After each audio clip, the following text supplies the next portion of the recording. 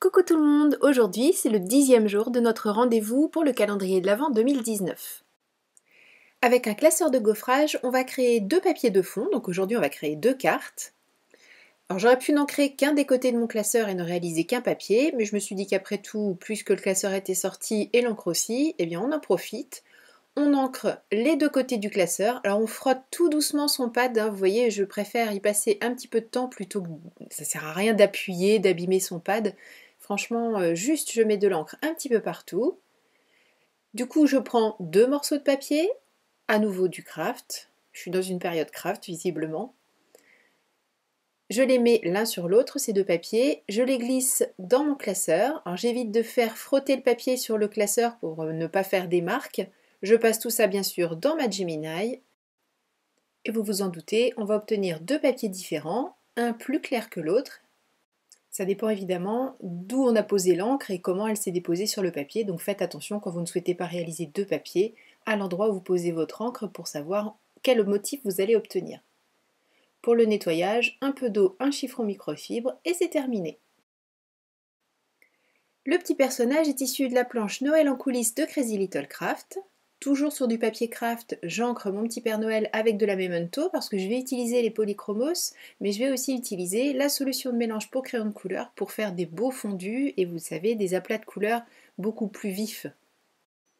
Dans l'article du blog, vous retrouverez toutes les références des polychromos que j'ai utilisés, parce que c'est vrai que je pense à vous donner les références des spectrums noirs quand c'est eux que j'utilise, et puis pas les polychromos, et on m'en a fait la demande, donc oui c'est vrai, vous avez raison. Je vous donne maintenant les références des différents crayons de couleur que j'ai utilisés.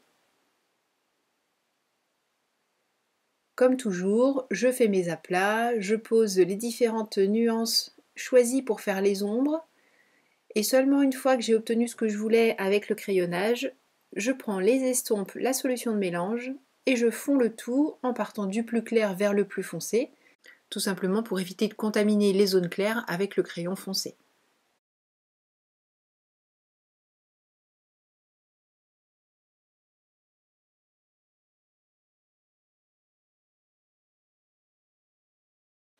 Pour les parties blanches, vous le savez, pour leur donner un petit peu de relief et les ombrer, j'utilise soit du bleu, soit du gris, et aujourd'hui j'ai opté pour le gris, ou plus exactement pour du noir que je ne pose quasiment qu'avec l'estompe. Je fais un tout petit gribouillage noir, je prends mon estompe et je fonds en restant bien sur la partie que je souhaite ombrer.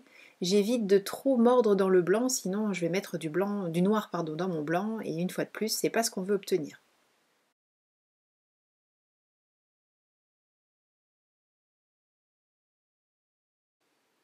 Comme on a un fond quand même relativement présent, pour que mon petit Père Noël s'en sorte bien et puis qu'on le voit sur ce fond, je le détourne en laissant une partie du papier autour de lui.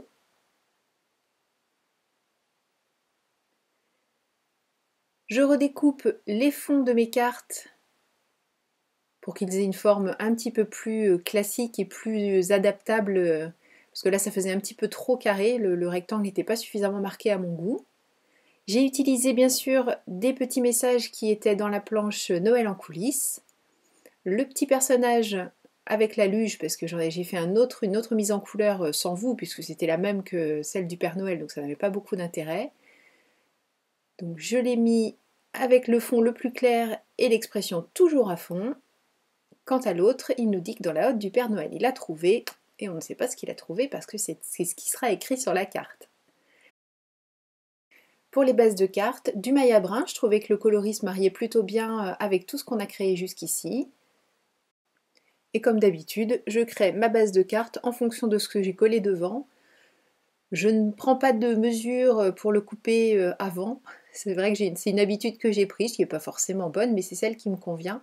Et au fur et à mesure de la pratique, on développe comme ça des petites choses que l'on préfère, des petits rituels que l'on préfère utiliser. Cette carte est terminée, je vous donne rendez-vous dès demain pour le jour numéro 11 de notre calendrier de l'Avent. J'ai vraiment hâte de vous retrouver. Je vous fais plein de gros bisous, je vous remercie de tous vos adorables commentaires et je vous dis à demain, bye bye.